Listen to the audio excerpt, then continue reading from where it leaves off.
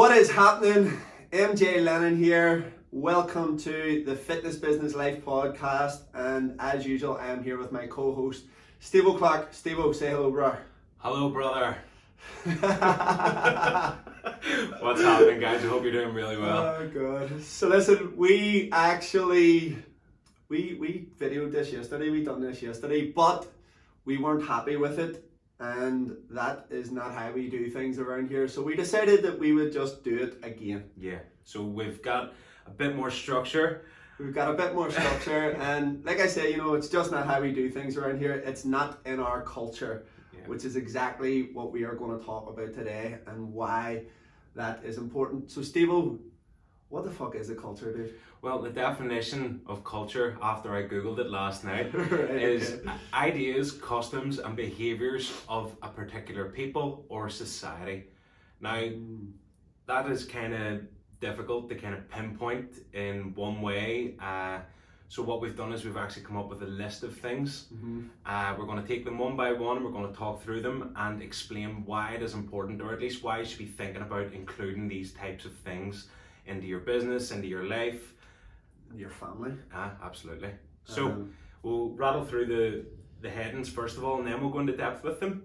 Yeah, dude, let's do it. Let's fucking do it, because this is something that we have been, looking deeply into for the last, for the last year maybe. Well, realistically, in the last half a year, we've kind of been doing these things behind the scenes without really realising it, and they've really been brought to our attention recently, like I said, within the last half a year or so.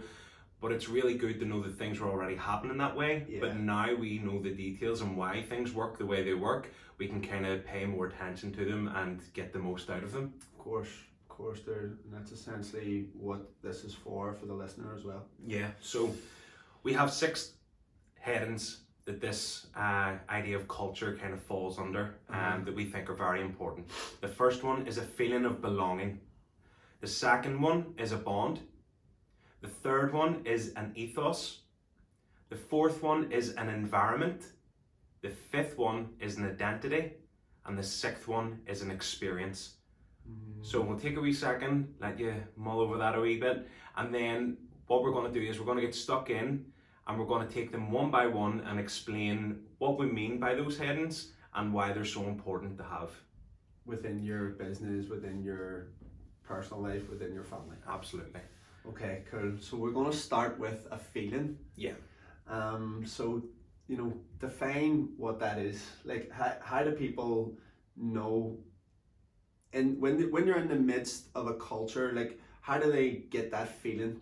How does that come about? Like, what is that? The best way that I can describe it is being a part of something that is bigger than just yourself. You're there in a community, you're there in a group of people, and you're all working towards a common goal. You're all moving forward towards this end result, something that is more than just you. And the main point of that is the word together. That feeling of belonging doesn't happen whenever you're sitting on your own. Do you know what I mean? So it's the difference between it. We're going to talk about this in terms of the fitness industry. I would say more because so. It's what we know, essentially. Yeah, and these are the things that we have seen that work, and these are the things that we implement. So if we talk about the feeling of togetherness and the feeling of belonging, then it's the difference between someone going to a gym where they are, a membership number, where they have a key code and type it in and then they just walk in, and the difference between being welcomed at the door by the coach shouting your name from the other end of the gym and saying, well, how's it going there, David, or how's it going there, Susan? That is the feeling of belonging as soon as that person steps through the door. And like you said, we recorded this yesterday, and one of the points that you made, I'm going to reiterate it. Culture is not about making memberships, it's about creating relationships, and that's why that is so important to have. Even even fitness industry aside, like if you look at any other great company, like people feel, like you say, a part of something. And I would say that's one of the great things about what we do. Like, there is no, okay, we have a rota, but there's no real set time as, okay, you work here at this time and you work here at this time. Like, I've seen, us as a team work till the early hours if shit needs to get done, Mhm. and it's like because we're all driven towards a common goal. Yeah, because we know that doing that hard work is going to make tomorrow better. Yeah, essentially, and that's just part of our culture. Yeah. So the next thing we're going to talk about is a bond. Well, that was the second thing, yeah. Yeah. So a bond. I kind of said that everyone's working towards a common goal. So the feeling of belonging is more so in terms of that togetherness, but the bond is that common goal, part of that idea. So again, we're talking about health and fitness. If we relate it to the gym, we see on a daily basis people coming in and out of our doors that are finding themselves going through similar struggles, similar challenges, and they form these connections within that community based off those struggles and based off those challenges. So whether it's, you know, overcoming plateaus and weight loss, whether it's even if you're just talking about the day-to-day workout, you know, at the end of the workout there's people sitting on the floor in a puddle of sweat, and they're going, holy shit, that was tough, but they've got a smile on their face and they're high-fiving each other, and it's that almost like camaraderie that they've just went through some serious shit and it's brought them closer together. Do you know that this is pretty cool? Okay, so this is staying on you know, the topic of creating a bond, but how that bond can overcome great challenges. Now, on the topic of culture, like if we think about some great cultures out there, you know, two in particular. One, the Navy SEALs, and two, hip hop culture. Yeah. So, and you know, you say overcoming challenges, right? So if you think about hip hop culture and what that had to overcome in order to become the force that it is today, like, you know, poverty, racism, mass media, like what hip hop dealt with in the early days was unreal, but they were able to overcome those challenges because they had a great culture. You know, both East and West Coast of America united and just created this unbelievable thing that it is today. And then if we think about the US Navy SEALs and the type of culture that they have, which is probably, again, one of the greatest cultures in the world. And the reason that they have created such a culture is because they have come through so much struggle together. Like the type bond that happens between their soldiers is like inexplainable. And like there's a book called The Culture Code by Daniel Coyle, and he tells a story in it about the US Navy SEALs, and they had the best disciplinary record in, I would argue, the world when it comes to any forces, any army forces or whatever. And there's also a unit in America that have the worst disciplinary record in the world. Right? This is Daniel Coyle. Check it out. It's an amazing story. And this unit were set up during the Cold War. And basically what they were responsible for doing was looking after the nuclear warheads that were about to fucking trash the world. Right? Setting them off. Like they were responsible. They held the keys for these nuclear warheads, and they're still a legit like force today. These people, but they have the worst disciplinary record in the whole of the United States Army. Right. And people sat down and they were thinking, like, what is it here? Like, what, you know, why do these people have such a bad disciplinary record? And the thing is that they were never called into action. There's only ever one or two people like working at a time, so there's no bond between these people, and there's never been a struggle. And that is exactly why they have the worst disciplinary record. It's because of the bond that or should I say the lack of. And then you have the US Navy SEALs and their culture and the bond that they have created. So again, if we look at, you know, those two examples of what a culture should be, I mean, it's absolutely perfect. Like, you know which one you would rather be a part of. Oh yeah, for sure. Any day, like I would take the struggle over the sitting there doing the monotonous. Absolutely. All day long. Absolutely. So the next one then we're going to go on to is ethos, and I think this is probably, as someone who is going to lead or be ahead of, or someone that you're expecting people to follow, this is probably one of the most important elements, and it's the ethos. Yeah, for sure. So culture as an ethos, the idea behind it being that these are essentially your rules. So in culture, it doesn't have to just be business, or it doesn't have to be in your family and stuff. Like we were talking about this yesterday, where religion is actually a culture, you know. Cult.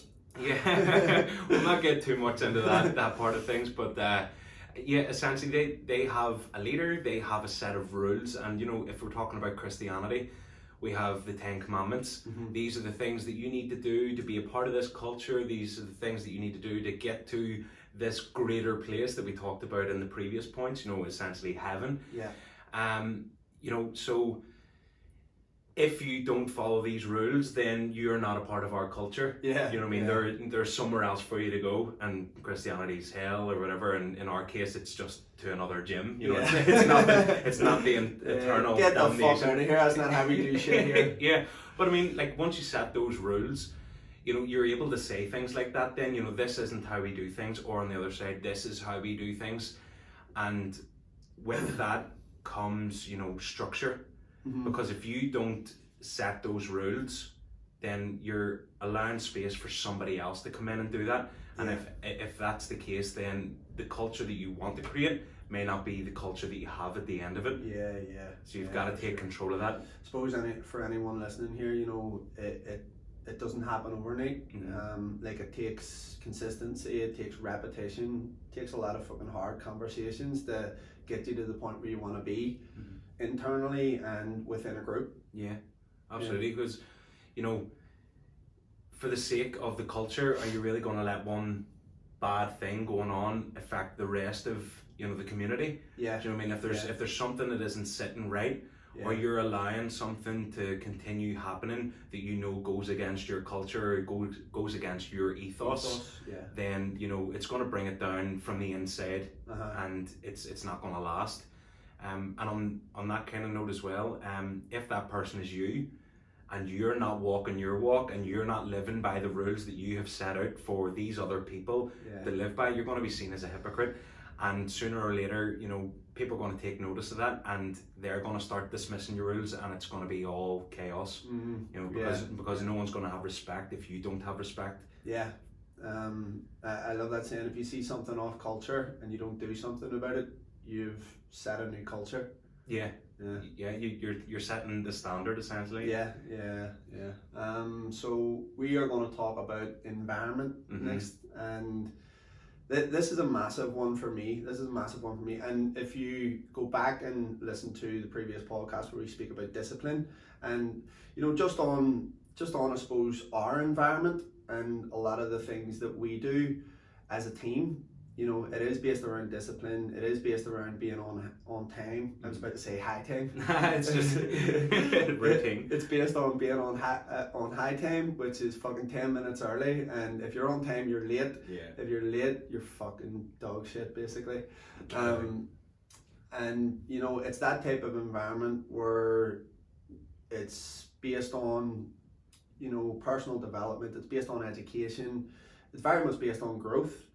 And if there's a time when someone comes into our environment and that's not what they're about, they don't sit well with our ethos, and then it becomes a bad. It's not bad. It just becomes. It doesn't flow very well. Well, you find that if that kind of a person has come into that environment, it's not a case of us having to approach them and say, you know, this isn't working or this isn't it. You actually find that sometimes it just works itself out, where they kind of go, this isn't the environment for me, and it doesn't work for them. But you know, that's just because we have those rules set there, like, you know, this is how we do things, and you know, if someone comes in to try and change that, 9 times out of 10 it doesn't work out that way. Nah, do you know what I mean? It's never going to work. I actually remember one case in particular at Elite. There was a guy come in and he was just straight out racist, like. Yeah. And he said something to me one day, and I just kind of gave him the death stare. Oh, wow. And he was just like, he knew there and then, he was like, this isn't going to fly. Called him in and was like, dude, listen, it's not how we do things here. There's your bags, see you later on, mate. Yeah, adios, amigo. Adios. So one of the things we want to talk about is the All Blacks. Oh yeah. Yeah, and their environment. Amazing. How do they set things up to create the culture that they have? Because they're one of the best sporting teams out there. Yeah, I mean, they have probably one of the best international records, if not the best international record of any sporting team in history. And what I love about the All Blacks is just their zero tolerance of bullshit. Like, one of their core values is no dickheads. Fuck, I just love that. And it's just like, you know, it is what it says in the tin, essentially. Like, if someone comes into the All Blacks, and this is the great thing that I love about them as well, and this is a part of what could be called their culture. If someone comes in and they are a prima donna, which could easily happen, because let's face it, these men are godlike in New Zealand, and they're revered all over the country, and it could be very easy for them to get ahead of themselves.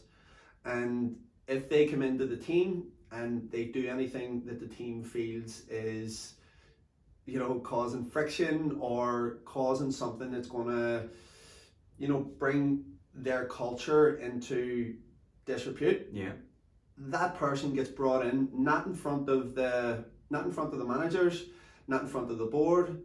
He gets brought in front of the rest of the team, and he has to explain himself to the rest of the team, which I think is fucking absolutely amazing. It really is. And it's just that type of environment, like you say, you know, sweep the sheds is another one of their core values, where the players have to clean up their shit after them. Like, they don't even let the cleaners, and they could win the World Cup, and on that night, every single player has to clean up his shit after him. And again, that's just part of their culture of discipline and the environment that team have created, and look at the results from it. Yeah, absolutely, and it shows.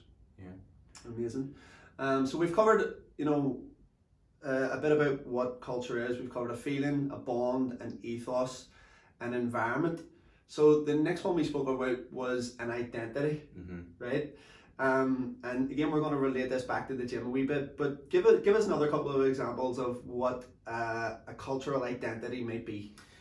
So, what the listener may not know is that you're a very, very keen Justin Bieber fan. So Lenny is a believer, okay?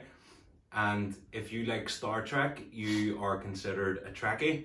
Okay, so what we want to find out are, you know, who are your Trekkies? Yeah. You know, who are your fans? Who are the people within your culture? And like those two examples, the believers and the Trekkies, have they got an identity? Do they have a name? You know, because we said high time a minute ago, and you know, we should talk about that. We have our own language within the gym, you know, so it's funny too, because like, we didn't even fucking create this shit. Like, it was our customers that created it. Like, it wasn't even fucking us. But again, that shows the type of culture that we have, that the clients feel able to go, you know, we're contributing, we are a part of this big thing, and we're all doing it together. Do you know what I mean? So like, we have, it's nothing savvy, it's basically putting the letter H and Y in front of most words. So it's, we have High Fam, which is the High Family. Yeah. We have High Time, like we've already talked about, which show is up 10 minutes early. It's kind of the, what do you call them, Lombardi. Lombardi time was like 15 minutes early, means that you're on time. If you're early, or if you're on time, you're late. And if you're late, don't even fucking bother. Get out. So yeah, it's about having that language and, you know, having that name. So we have the High Fam, and we have, you know, hoodies with the Hybrid Fitness logo on it. With the elite guys, they have those rucksacks T-shirts. And the t-shirts and everything. Like, literally, you would not believe the craziness that goes on to get an elite t-shirt. Like, it is fucking absolutely nuts. From the day people come in, they're like, right, when do I get my t-shirt? I'm like, whoa, you gotta earn that shit. Yeah, you gotta earn your t-shirt. You gotta earn your t-shirt, Yeah, so those things together, like having the language and having like this name for the people that are in your culture, is something that, you know, it's going to be long lasting. It's going to be something that people are invested in and will continue to be invested in for a long time. Because again, if we relate this back to religion have their own language. They've got, you know, Christianity, again, it's the only one that I'm familiar with. They've got amen, they've got sacraments, they've got communion, confession, all these kinds of words that are just for that community and just for that culture. and people subscribe to it. You know, these are the things that I say, and at the end of this prayer I say amen. At the end of this workout we clap. A prayer is a language and stuff as well. Yeah, Even exactly. body language as well. Like you just say, you know, we have a belonging cue, which is just a simple clap. Yeah. Like people at the end of every workout, every single person there gets a high five. Yeah. And not only is it from the coaches, our customers now do it amongst themselves. So if it wasn't even coach led, it would still happen. Yeah, it's like a ritual. Yeah. Yeah. Yeah. And you know, it almost brings across this kind of it's a sense of pride. Yeah. You know, it's being It's a proud sense of belonging. Yeah, it kind of all ties in together in a nice wee bundle, and at the end of it, you know, it's basically your culture flying your flag. You know, they're so proud of the culture that they are a part of, and they want to show off that they are a part of the High Fam or whatever. It's almost culture like you have. it's almost like a football team as well. Yeah. You know, like people, and this is the thing. Like, if you know the listener isn't convinced about culture after listening to this, like go and look at the evidence. There's a reason why home teams have an advantage. There's a reason why there's a home advantage. Like it's still the same game, but the home advantage is the culture and essentially, and they call the sixth man. Yeah, like, yeah. Right? Having So the audience behind you. it's having those people behind you. It's having that culture behind you, and it's something greater than you can even put into words. I know. So I think the last one that we were going to kind of talk about was experience. Yeah. So if like you said, if you haven't if the penny hasn't dropped by now as why you should have a good culture going on in your life, then this story is gonna not even a good culture. I would say a fucking great culture. Yeah. And like one of my heroes in business is a guy called Tony Hsieh. For a number of reasons, but Tony Hsieh founded a company called Zappos in America, and Zappos are known for their culture, right? And I love this story about what they do because it kind of defines what it is that they do. Now, I suppose what you could say is they're quite similar to Amazon, and Amazon bought Zappos over. So they bought over the company, and a lot of people thought that whenever Amazon bought them over, that Zappos would just then fall into the shadows and never be seen again. But it actually made the company bigger. You know the way, like whenever you see a big commercial company like a buy over somewhere smaller, and then the company just disappears. Yeah. Well, Zappos haven't. They've done the opposite. Yeah. And they done a very similar thing to Amazon, where they distribute shoes. That's what they started off doing. But it started off distributing shoes, and then it gradually just grew into something that was completely beyond anything Tony Hsieh could ever imagine, because people then started to use Zappos for everything. So they were placing shoes with them, placing orders for shoes, but then they started to order pizzas, and they started to ring Zappos up and just ask them weird questions because they just wanted to speak to the people on the phones. Right, okay. Which was They just wanted that connection they with just the wanted company. the connection with the company. And Tony Hsieh has a thing where, you know the way in most companies they would be like, right, so get the sale, get off the phone as quickly as you can, get on to the next sale. Tony Hsieh has a thing in his company, and it costs a lot of money obviously to keep people on the phone for a certain amount of time, but he rewards salespeople who stay on a call for 2 hours plus. Right. Able to talk to a customer for 2 hours. For 2 hours, right? Wow. And these people are fucking trying to buy shoes, right? But getting back to the story, Zappos, like I say, they distribute shoes, and there was one time a girl had ordered 8 pairs of shoes from Zappos, and it was a very peculiar order because it was 8 pairs of Lacoste shoes, and they were red. And what happened was the 2 pairs of the shoes showed up on the day that they were due to, and the rest were late. So the girl emailed into Zappos. Now she wasn't complaining or anything, but she just wanted an update on where her shoes were at because it was very important to her, obviously. And one of the heads of department in Zappos got a hold of the email in like a spot check kind of thing, And she was like, oh, what's it? This seems strange. So she followed up and she contacted the girl. And she just said, I'm just checking in on this here. Did the shoes arrive okay? And then the girl says, yes, we got the shoes the following day. And she says, look, I'm really sorry about that. So she offered her 50% off the order, which was around about $900 because of the type of shoes that it was. So she gave her 50% off the order, and the girl was happy enough with that. But then what happened was 2 of the pairs of shoes didn't quite fit, and she was still in contact with the head of department. So the girl, what she done then was resent another 2 pairs of shoes. But during the back and forth, she actually asked why 8 pairs of red shoes. Like, this is a very peculiar order. We've never had anything like this before. And the girl explained that the reason that she had ordered 8 pairs of red shoes was because they were all to be worn to a funeral. It was actually her daughter's boyfriend's funeral. Right. And for the last few years, her daughter and her boyfriend had spent the most of their relationship in hospital, terminally ill with cancer. And for whatever reason, the daughter's boyfriend always wore these type of red shoes. So when he died, some of the rest of the patients on the ward made an agreement to wear these type of red shoes to his funeral, and that's essentially what the order was for. And whenever the girl who was head of department found out about this story, she was completely blown away by it, because she had just lost her father to cancer as well. So she then sent a big bunch of roses to the young girl who had cancer, who had lost her boyfriend, and she reimbursed them, I think, with the whole fee for the shoes. So Zappos basically paid for everything.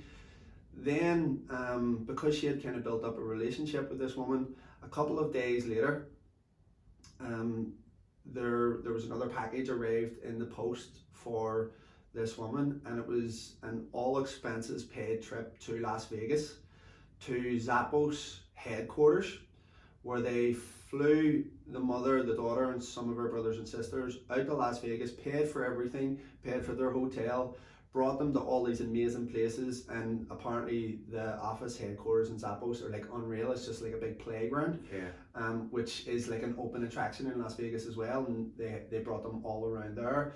Tony Hsieh, the owner of Zappos, he was there to meet them. All of the employees showed up on that day. They had a big party at the headquarters, and like, these people were just like completely blown away by what had just happened. They were like, this is like completely unreal. And the whole company just went above and beyond to create this amazing experience. And then not only that, whenever they flew the people back home, some of the employees that organized this big event then flew to the hospital where the young girl was for, you know, the last couple of years, and where her boyfriend was, and they brought in more shoes for some of the patients, went around and visited some of the patients. And it was just like, holy shit, like, this started from a simple email going back and forth.